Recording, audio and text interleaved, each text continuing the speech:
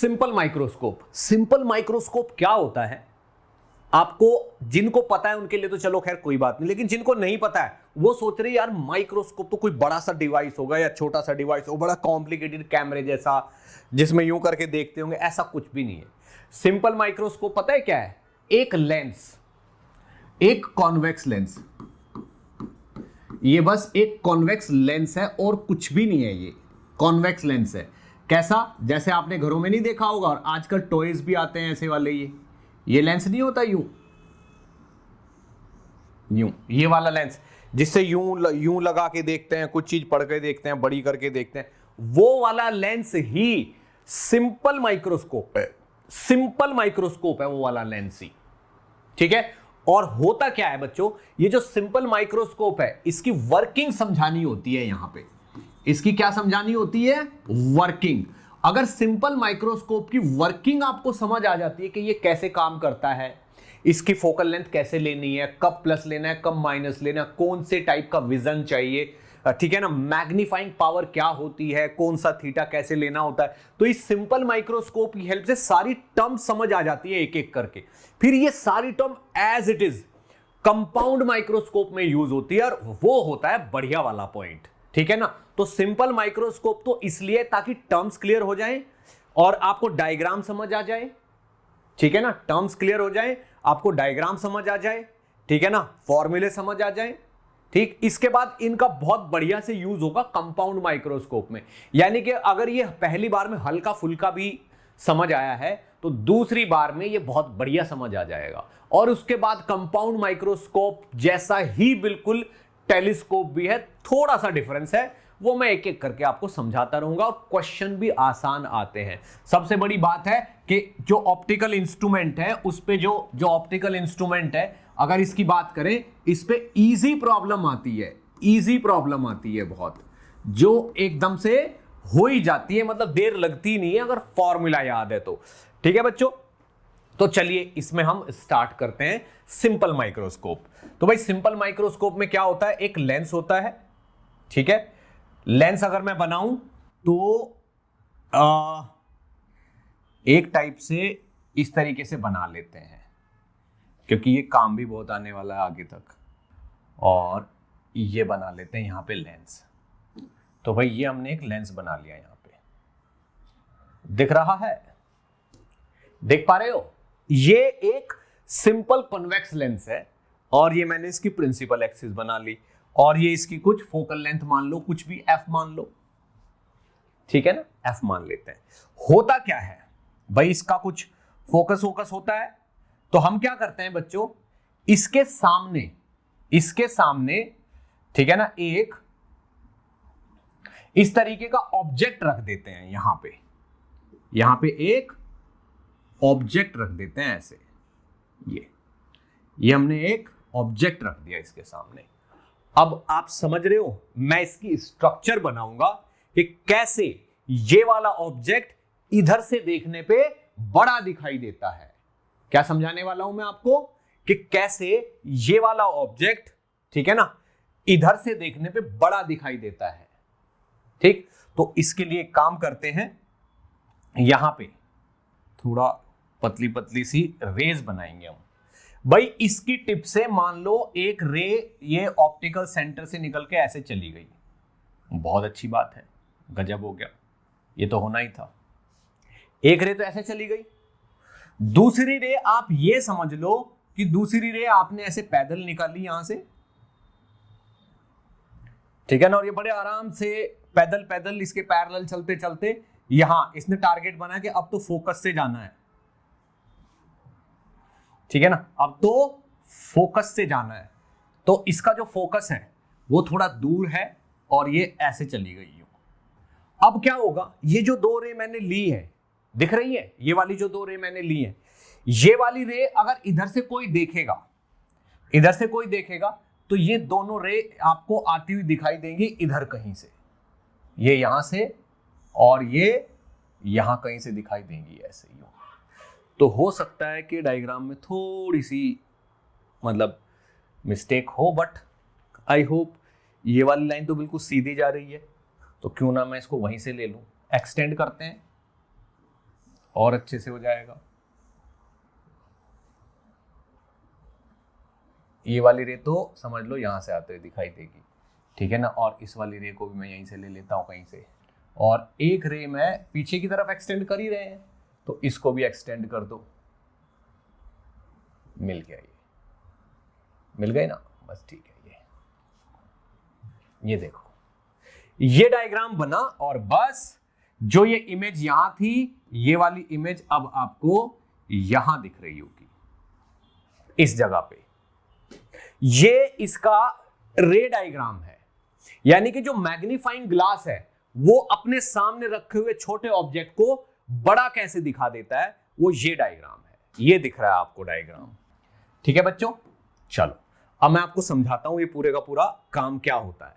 भाई ये ऑब्जेक्ट है, ये ऑब्जेक्ट है, किसी जगह पे रखा हुआ है, यहां से दो रे निकली, भाई एक रे तो हमने ये निकाली और एक रे हमने ये वाली निकाली, ठीक। ये वाली रे यहां से मुड़ के इसके समझ लो फोकस से पास हो गई हूं, ठीक है, ऐसे चली गई, कन्वर्जिंग लेंस है, और ये ऑप्टिकल सेंटर से तो ये बिल्कुल सीधी चली गई।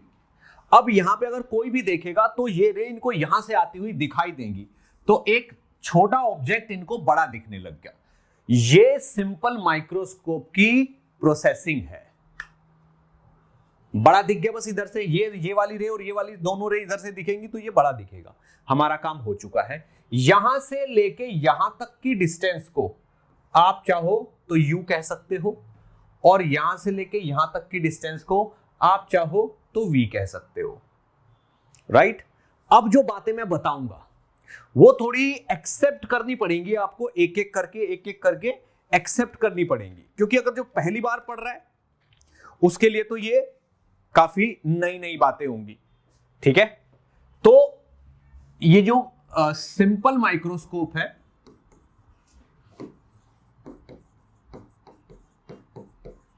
सिंपल माइक्रोस्कोप क्या होता है, एक सिंपल लेंस होता है, उसके सामने छोटा ऑब्जेक्ट रखे तो बड़ा करके दिखाता है।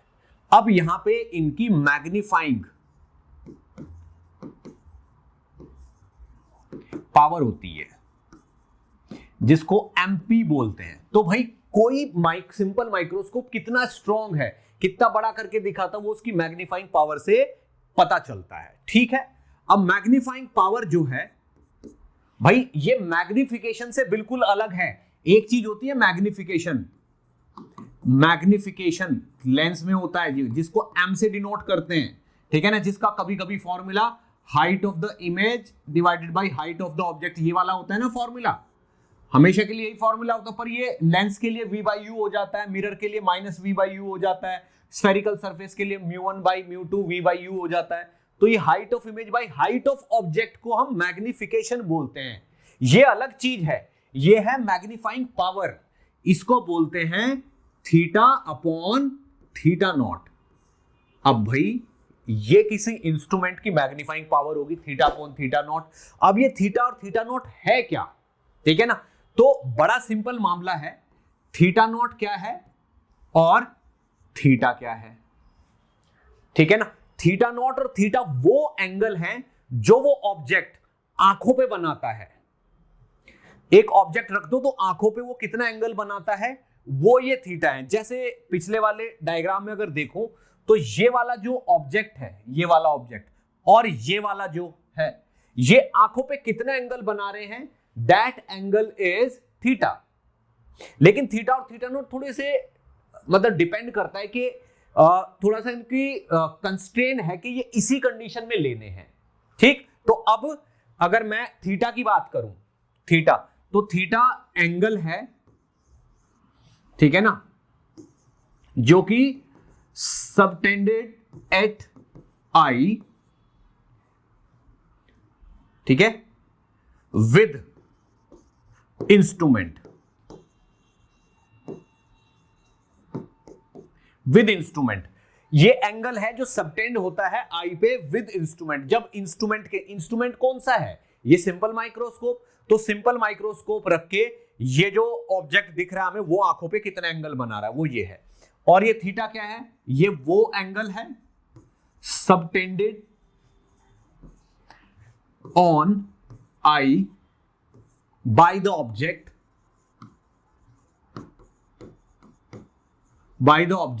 when placed at d is equal to 25 centimetre. बहुत सिंपल सी चीज है, ठीक है ना भाई। थीटा नॉट क्या है?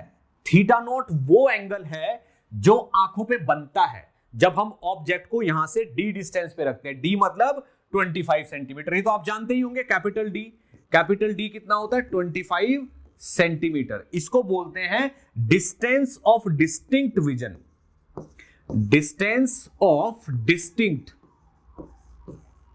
विजन। यानी कि ये वो जगह है जहां पे किसी भी चीज को रख के मैक्सिमम साफ और क्लियर दिखता है। तो 25 सेंटीमीटर पे किसी चीज को रखते हैं तो बिल्कुल साफ दिखती है, वो मैक्सिमम साफ वहीं पे दिखती है। बात समझ में आ गई? तो ये डी वो है। तो भाई ये वाला जो थीटा नॉट है ये तो फिक्स है। तो भाई हम पिछले उसमें से निकाल के लाते हैं किसको? ऑब्जेक्ट को, ठीक है ना। और ऑब्जेक्ट को रखते हैं यहां पे, ये ऑब्जेक्ट है, ठीक है।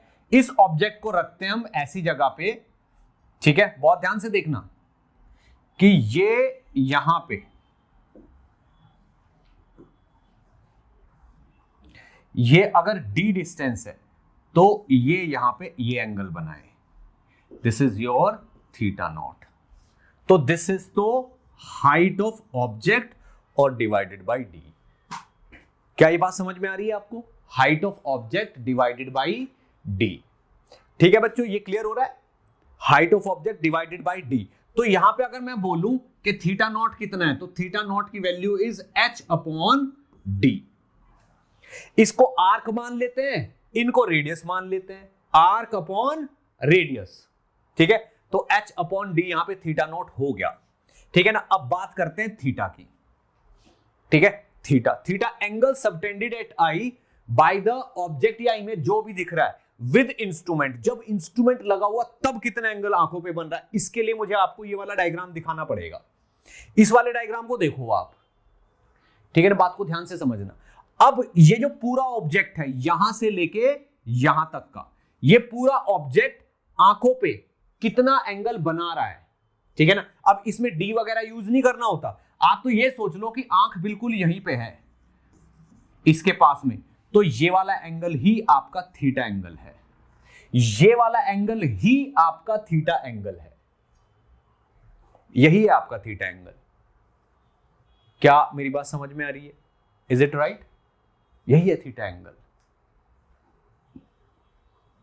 ठीक है। तो ये तो समझ लो हाइट ऑफ इमेज हो गई और ये आपका v हो गया। अब मुझे ये बताओ थीटा को लिखेंगे कैसे? कैसे लिखेंगे थीटा को, बताइए।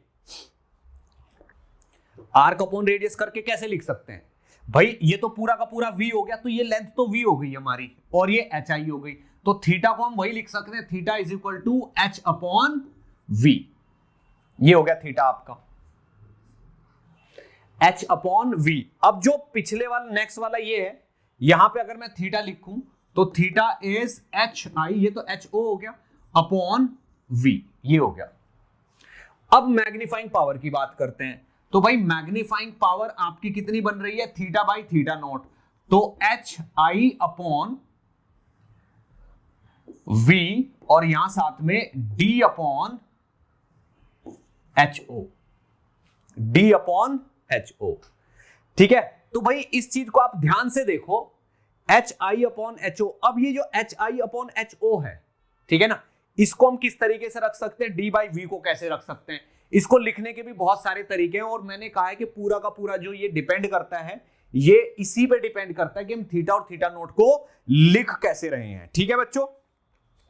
तो इसी फॉर्मूले को जो हमने यहां पे देखा है, देखो, तो ये थीटा आपका hi अपॉन v हो गया, ठीक है, ये तो आपका h हो गया।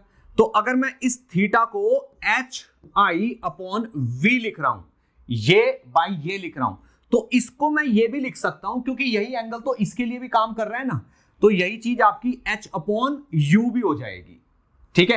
तो अब जो अगले पेज पे हमने फॉर्मूला यहां पे लिखा है, ये वाला hi अपॉन v को आप चाहो तो इसको h अपॉन u भी लिख सकते हो।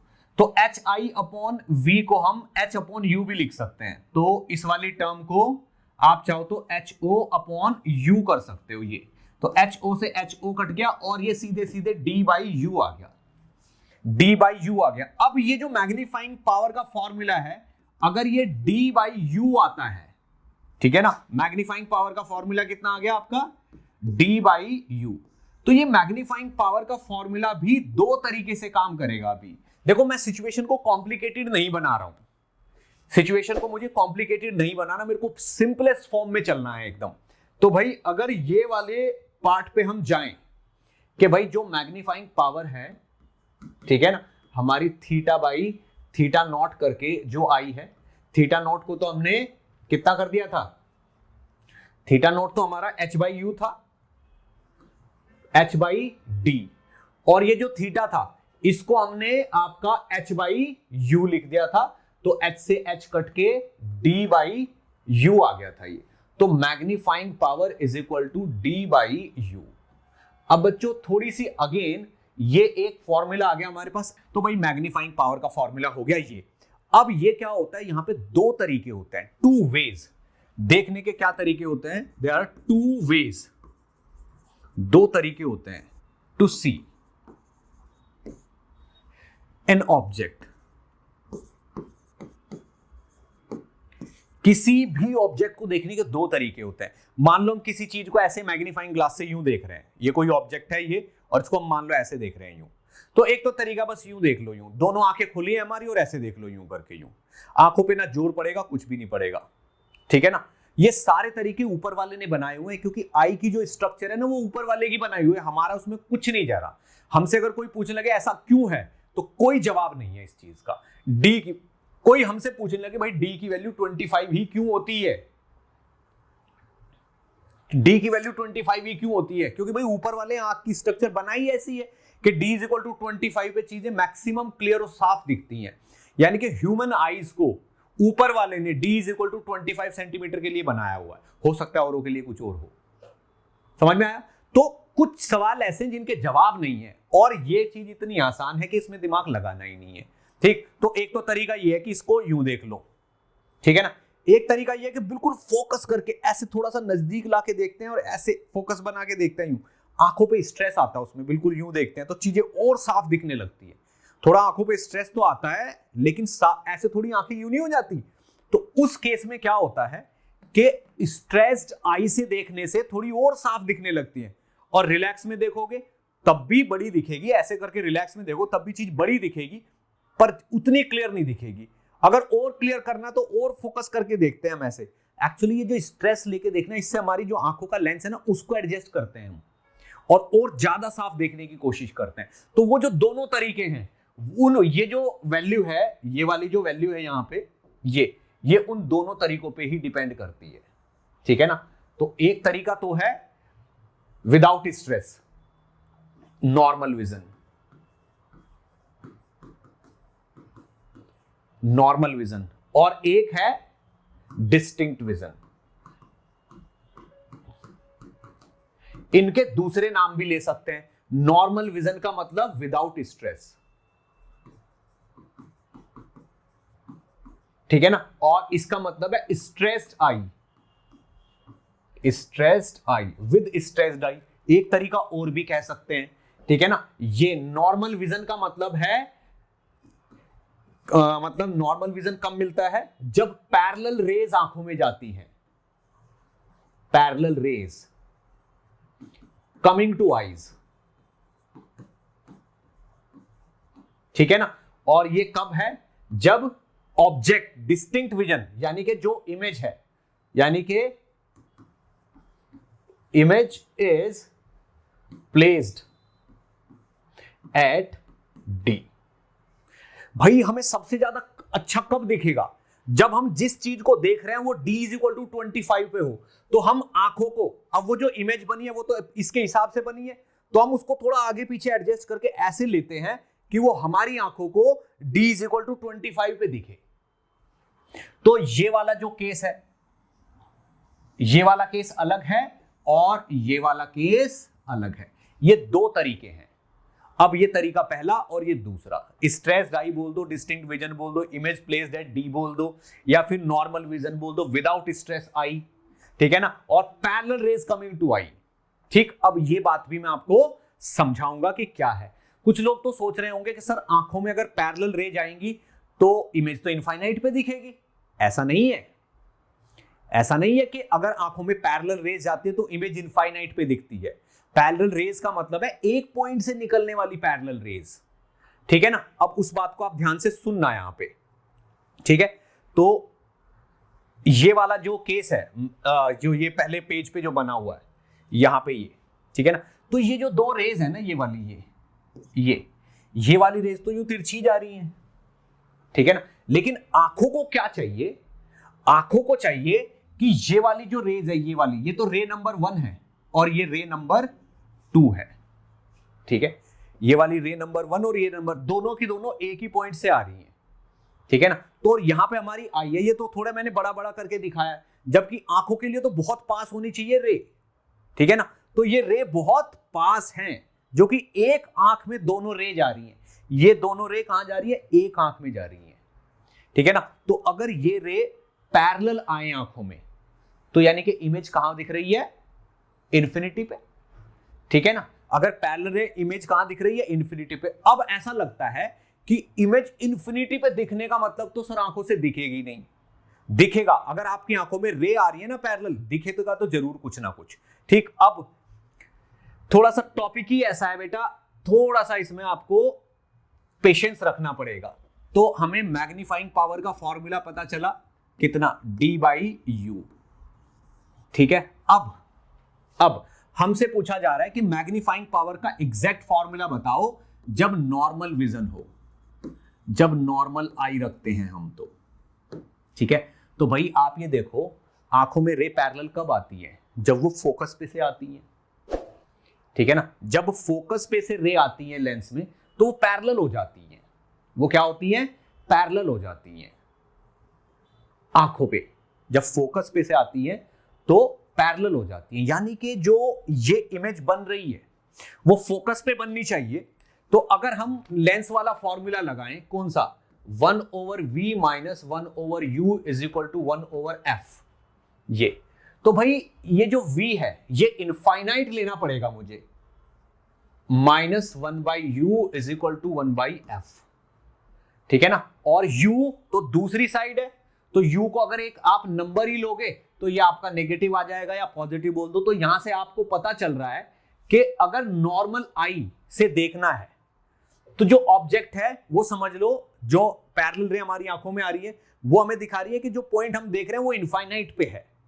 जिस पॉइंट को हम देख रहे हैं वो कहां पे है, इनफाइनाइट। फाइनाइट मतलब बहुत दूर है, ठीक है ना। तो वो v इनफाइनाइट हो गया ये। तो यहां पे f की वैल्यू u ली जाएगी, आप चाहो तो -u ले लो, वो आपकी मर्जी है।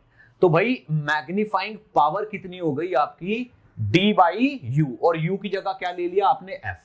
तो इस केस में मैग्नीफाइंग पावर D/f हो जाएगी। प्लस माइनस को थोड़ी देर के लिए भूल जाओ, क्योंकि ये u आप वैसे ही नेगेटिव में पुट करोगे।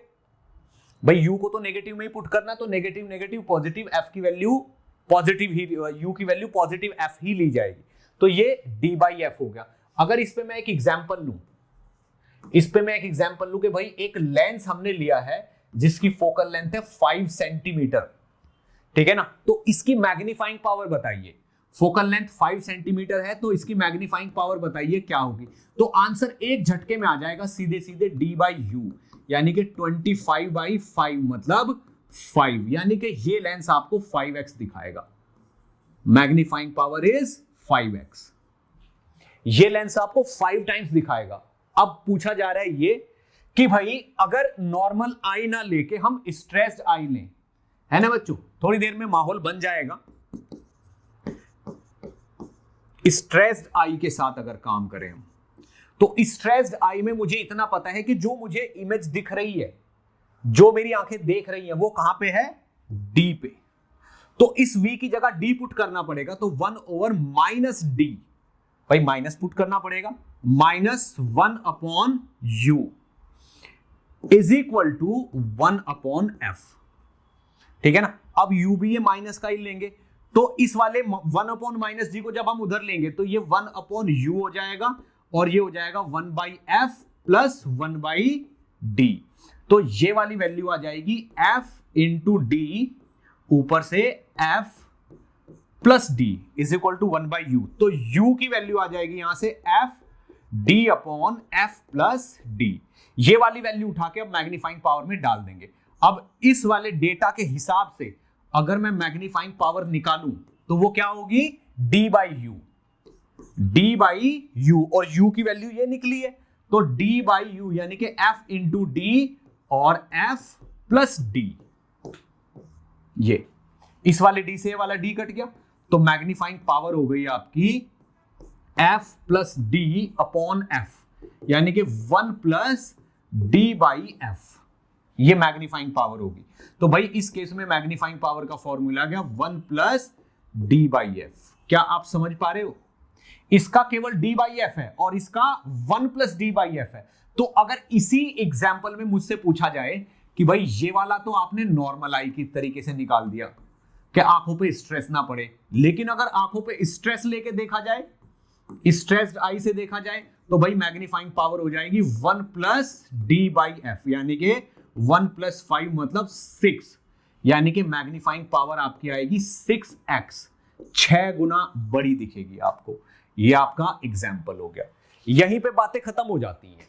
अगर मैं इसको समराइज भी करूं ना बच्चों तो यहीं पे बातें खत्म हो जाती हैं। जो ये सिंपल माइक्रोस्कोप है